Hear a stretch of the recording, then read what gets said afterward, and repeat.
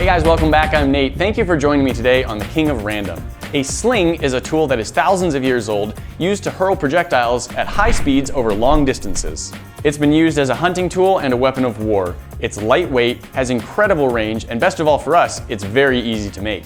So the purpose of today's video is to show you how to make your own sling at home in just a few minutes using some low-cost materials. Here are all of the supplies we'll need for this build. Yarn from any craft or fabric store, some drinking straws, I prefer the thicker ones you can often find at fast food restaurants, and some twine. This is jute cord, also available at most craft and fabric stores. And that's all the supplies you'll need. To start, let's grab one of our straws and our yarn. The first step is to tie a simple overhand knot with your yarn around one of the straws. You'll want to be sure that you leave 6 to 8 inches of extra yarn after your knot.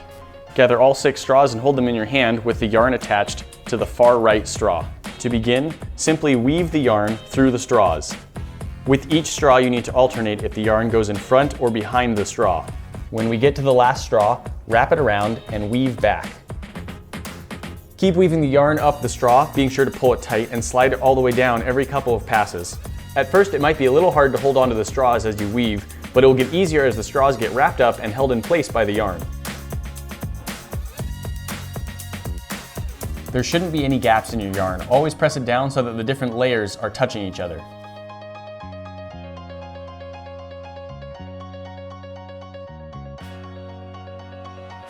We've now woven our yarn nice and tightly together, about 6 inches wide, so let's cut off our excess yarn and set this aside for a moment and prepare our twine. Let's measure out 6 pieces of twine. Each piece should be 10 feet long.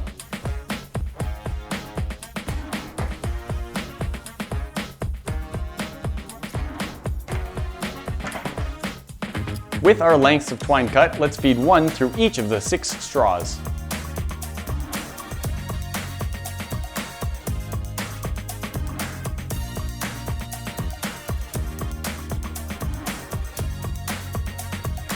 Before we remove the straws, we want to be sure that the yarn pocket is in the center of the lengths of twine. Gather together all 6 ends of the twine on both sides. Being careful to keep the 2 sides separate from each other, hold them in one hand and stretch the pocket and straws away from them. If the straws aren't centered on the twine, pull on the short side until the straws are right in the middle. With the straws and yarn centered on the twine, it's time to carefully remove the straws. Holding the yarn so that the weave doesn't unravel, gently pull the straws in one uniform direction. You may find that the center straws slide out more easily than the 2 straws on the edges.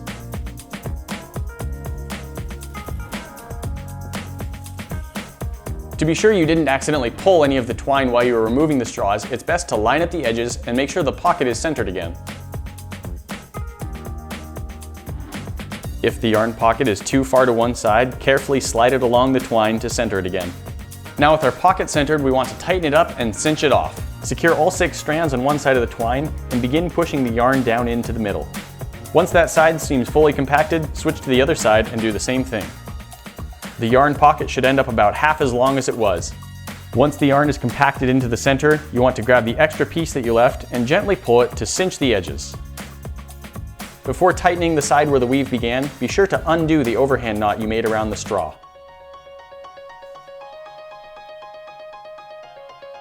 The pocket is formed, so now let's make the cords. Divide the twine into 3 sets of 2 strands.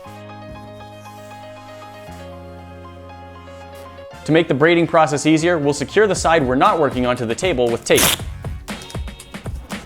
Now we're ready to begin braiding. To make a braid, take one of the outside lengths of cords and place it in the middle of the other 2. Take the cord from the other side and now move it into the middle. Repeat this process over and over and the braid forms. Every so often you'll need to make sure that the back of your twine is not getting tangled. Be sure to keep the braid nice and tight by pulling on it. There shouldn't be any gaps or holes in the braid.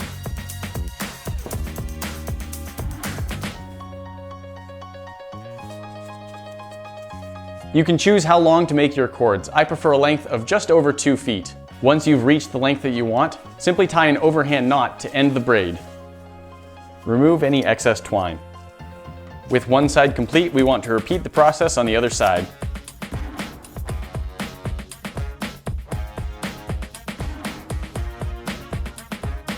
When our second braid is about 3 inches from the length of our first, we're going to add an addition that makes it easier to use.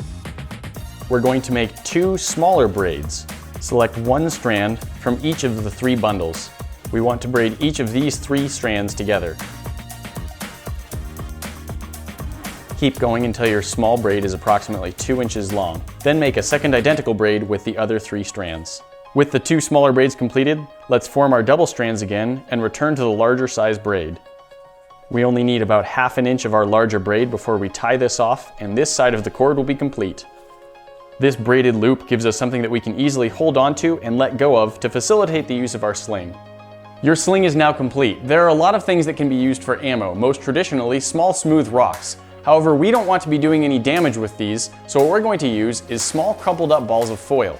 This is a good size to fit in our sling, is lightweight enough that it won't damage anything, but it's heavy enough that it should fly through the air fairly well. To use our sling, take your ammo, put it in the pocket of the slingshot and fold it in. You'll then twirl the sling around your head and release from the loop that we made with the small braids. Let's take this outside and try it out. I'll spin this above my head and let go of the side that I'm holding in the loop. Well, my aim is terrible. I'm learning. Well, that launched pretty well into the neighbor's yard. So hopefully they won't mind a small piece of foil on their grass. A little bit of wind this time, we'll see if that affects anything. That was pretty good. Had some good zing to it. Flew kind of straight, did not go over the wall. Smacked into the brick. Let's go see what happened. Mostly I'm just curious if it flattened part of the foil. I think it did. It's not very obvious, but I'm pretty sure this is where it hit the wall. Our whole shot is now a little bit narrower from the impact. Let's try a few more times. That went into the neighbor's yard again. I need to find a better target. So instead, I'm just gonna throw it down the street. There's really nothing that can be broken, and these little balls of foil probably couldn't break anything anyway, and now I'll be able to go get it. It's not gonna go over a fence into someone's yard. Unless I'm a very bad shot, in which case it will. We'll see. Oh! In someone's yard, but not over a fence. I'm gonna try spinning it in a different direction so it's more down the street and less in circles above my head. Oh, there we go. That was straight. Right down the middle of the road. If I were David fighting Goliath, I'm pretty sure I'd lose. He had a lot more practice than me. Grounder. For me, the helicopter and releasing sideways, I keep launching it off to left or right. What's working better for me, and you should practice this on your own, I go around and then I come down and up, and that's really getting a lot straighter of a shot for me. Try things out with a projectile that won't damage anything, figure out what works best for you. I'm gonna try using marshmallows because they're fun. Those taste like really good projectiles. I think this will work.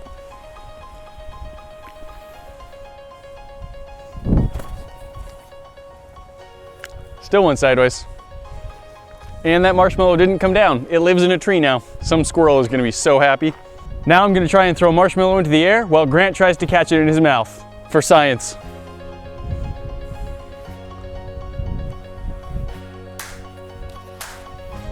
Oh! Oh! In and out, in and out.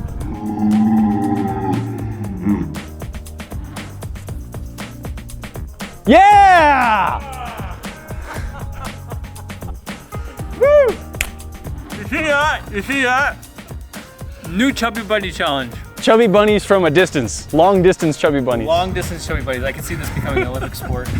Woo, perfect. Let's do that again. All right. Yeah! Woo! Chubby bunny, chubby bunny, chubby bunny.